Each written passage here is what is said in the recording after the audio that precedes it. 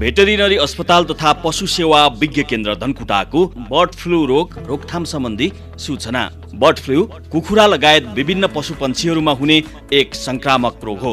यो रोग विशेष गरी संक्रमित कुखुरा तथा पन्छीसँग प्रत्यक्ष सम्पर्क, संक्रमित पन्छी तथा पन्छीजन्य पदार्थको ओसार पसार, दाना तथा कुखुरा ढुवानी गर्ने सवारी साधन साथै श्वास प्रश्वासबाट सजिलै सर्ने गर्दछ।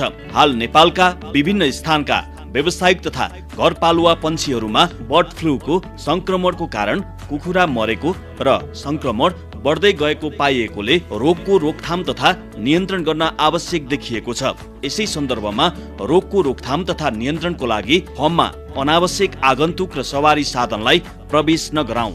कुखुरा तथा दाना ओसार पसार गर्ने सवारी साधनलाई फार्मभित्र प्रवेश नगराउँ। फार्मभित्र प्रवेश गराइने हरेक सवारी साधनलाई निसंक्रमण गरेर मात्र फार्ममा प्रवेश गराउँ।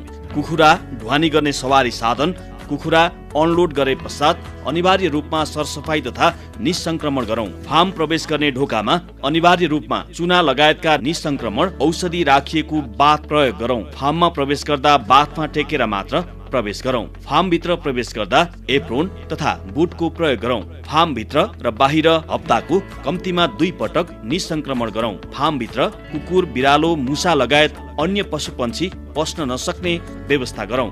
मरेका पन्छीलाई यथाशक्य छिटो गहिरो खाडलमा गाडौँ। रोग सर्न सक्ने जोखिम हुने हुँदा एक फार्ममा काम गर्ने व्यक्ति अर्को फार्ममा नजाउँ। प्रयोग भइसकेको अन्डा राख्ने क्रेट पुनः प्रयोग नगरौँ। कृषकले अनिवार्य रूपमा बिमा गरौँ। क्षति न्यूनीकरण गरौँ। अचानक धेरै पन्छी मरेमा तुरुन्त नजिकको पशु सेवा कार्यालय वा भेटरिनरी अस्पताल तथा पशु सेवा विज्ञ केन्द्रमा सम्पर्क गरौँ। भेटरिनरी अस्पताल तथा पशु सेवा विज्ञ केन्द्र धनकुटा।